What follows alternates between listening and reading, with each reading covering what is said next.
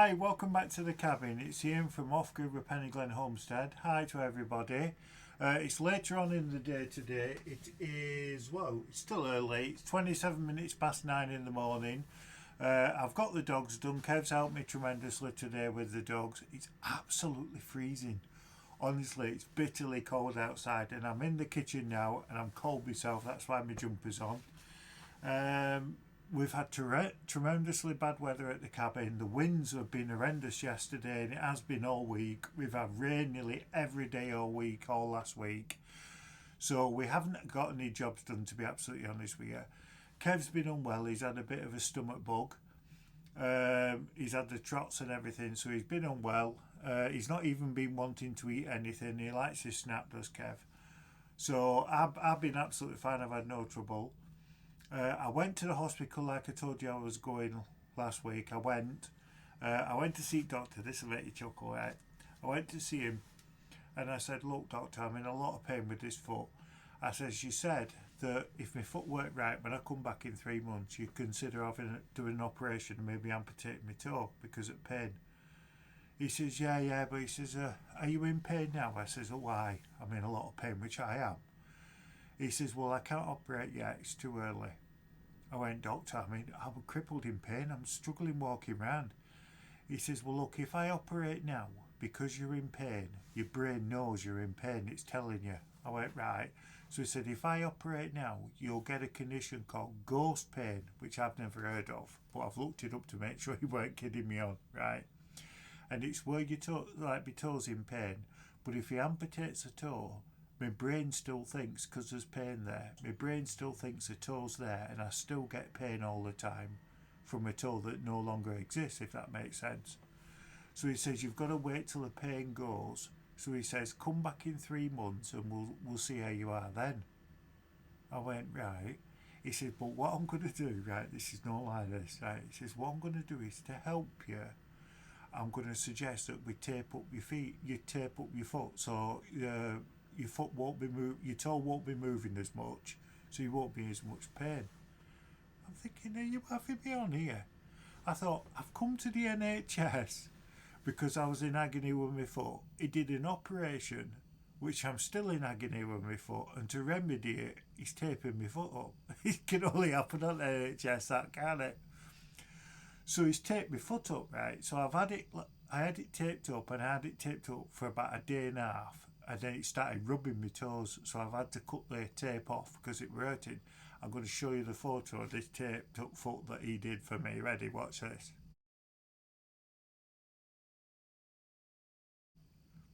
I say it looks horrendous, doesn't it?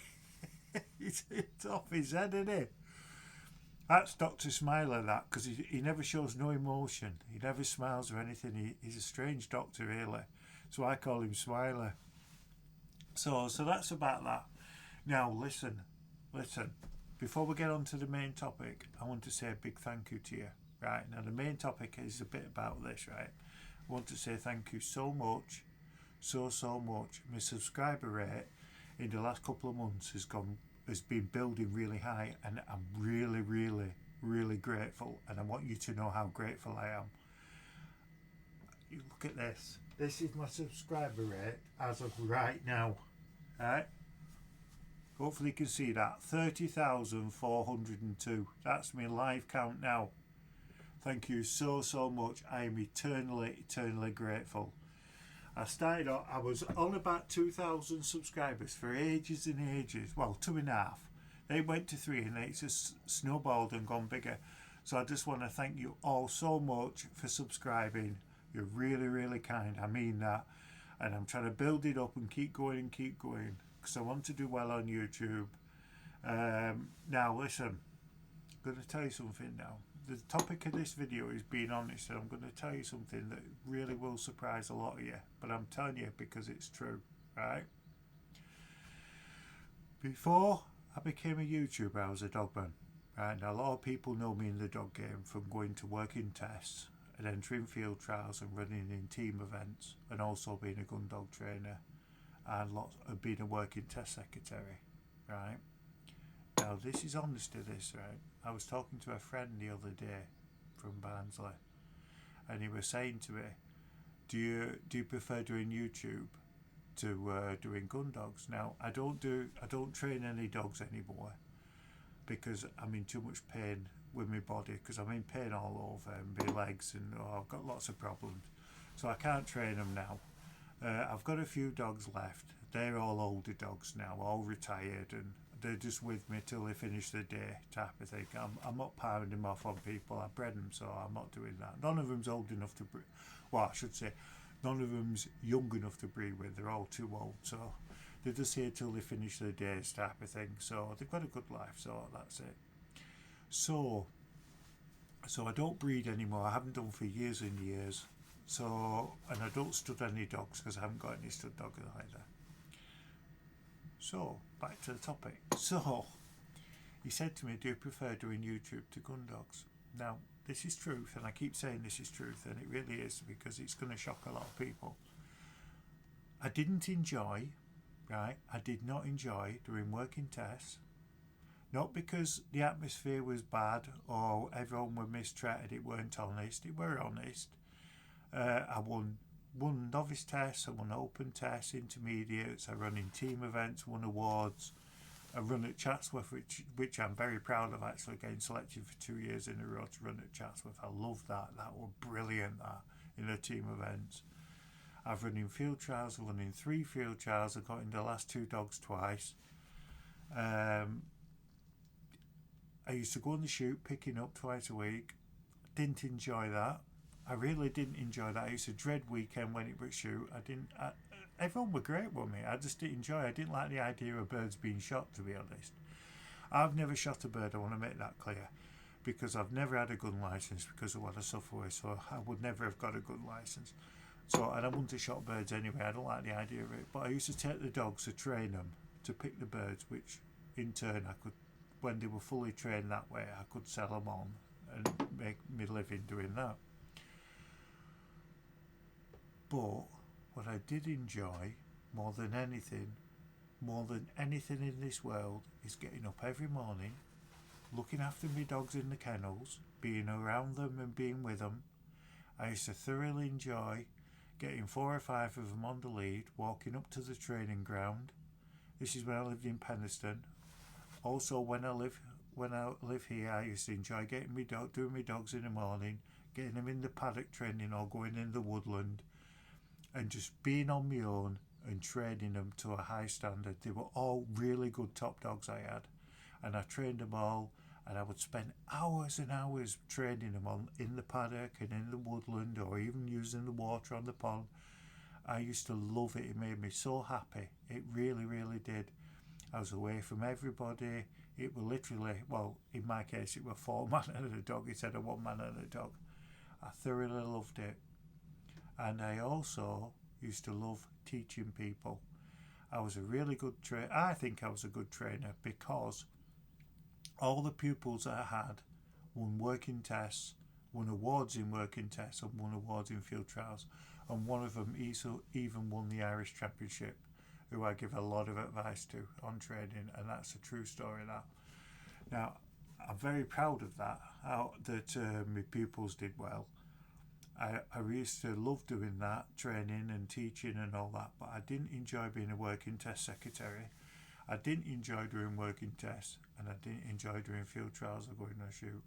I was literally a nomad, 1 man and his dog, and that's the way I've always lived my life. Really, I've always been happy on my own, or just being me. Oh, I've just dropped that. Being me with my dogs and things like that. That's what made me so happy. And like now in the cabin, I love being with my dogs in the cabin, just being with them and just being around them. And that's what, it really does make me happy. I enjoy Kev living here. I can't deny that. I love him being here. He's a great mate. He's a really good friend. I've known Kev since I first moved to Barnsley when I was about 19, 20. That's when I got to know him. I got to know him actually through his brother Marcus. So Marcus shared a flat with me, and that's how I got to know Kev like. So, but he's a really good friend, and we've always got on. We've never really fell out as far as I can remember. I can't even remember us ever falling out. And yeah, I liked it.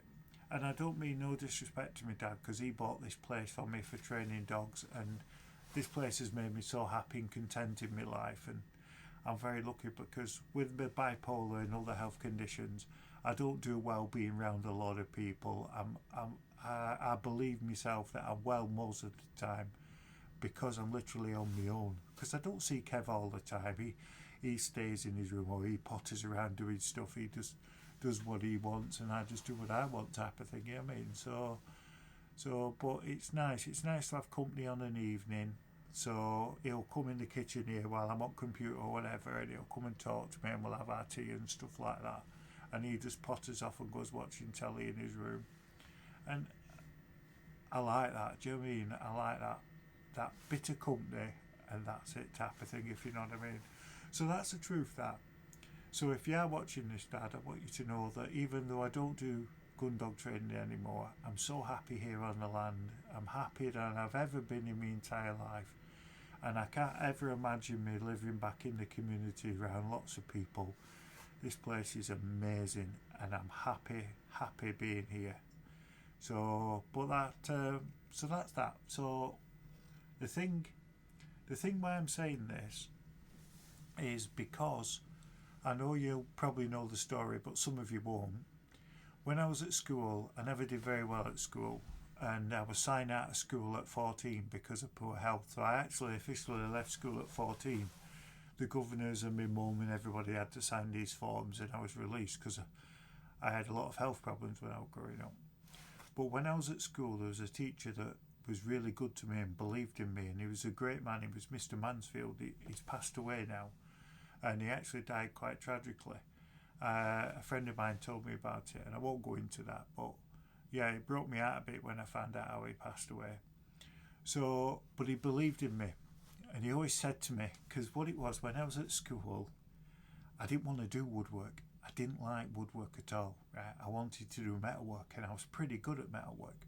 And when you come to pick your subjects when you're about 13, you go and see your tutor, and then he sits you down, and you know what I mean, and he says like, what courses do you want to do? And then you pick them, and then you start them courses, right, for your GCSEs and stuff like that, whatever the grades they are now.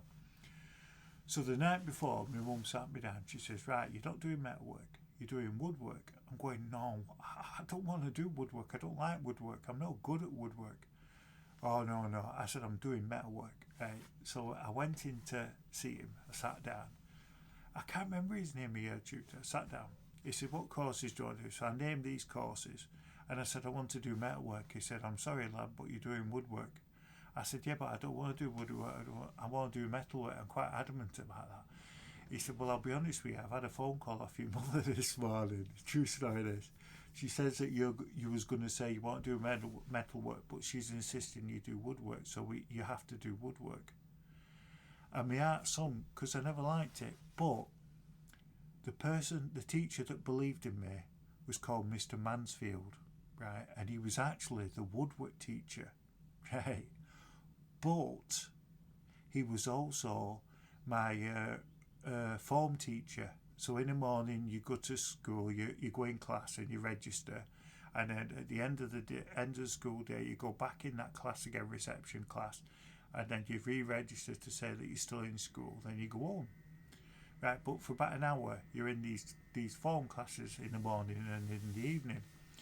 So for me, I was in his class, and he was actually the woodwork teacher. Now this reception class, this form class, was actually in the woodwork room, and he used to sit me down and used to talk to me a lot. He was really good with me, because like when my mum and dad got divorced, I was at school then, and he got me through that. He was really good with me. He used to sit and talk to me and everything, because I took it really bad when they got divorced.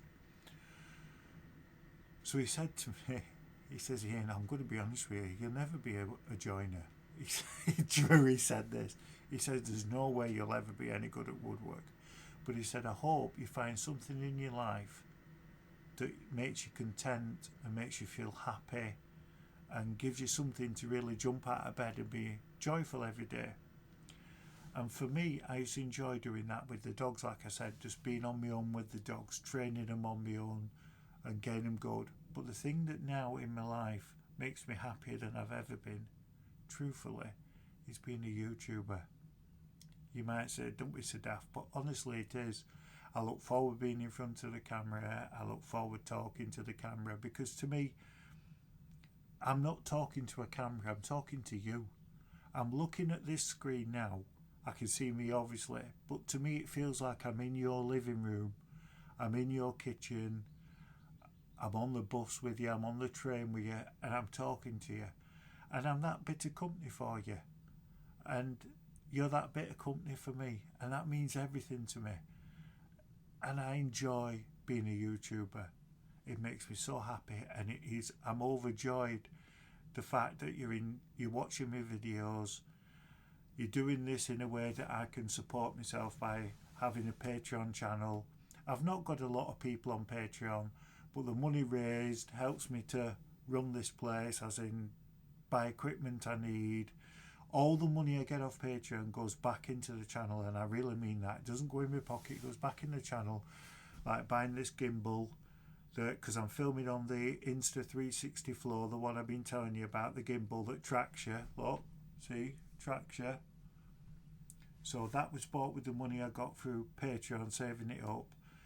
And I know it sounds daft, but if you do want to support the channel, please consider becoming a Patreon. There's a link in the description below. You get the first 7 days free, so consider it, please. The money raised really does go back in the channel.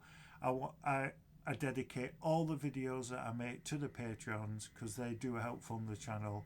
If you can't afford to be a Patreon, it doesn't matter. Thank you so much for subscribing anyway to the channel, to YouTube. Every subscriber really helps. I don't take the subscribers for granted. I thank you so much every time, and it means everything. So I'm going to get off. Thank you for joining me in this video. Thank you for joining me on the journey. Let's hope we can go a long way with YouTube, and just thank you. I'm getting a bit upset, but thank you for everything. And I will see you all next week. I'm getting upset. I'll see you all next week back down at the cabin. And don't ever forget, dinky do. See you next time.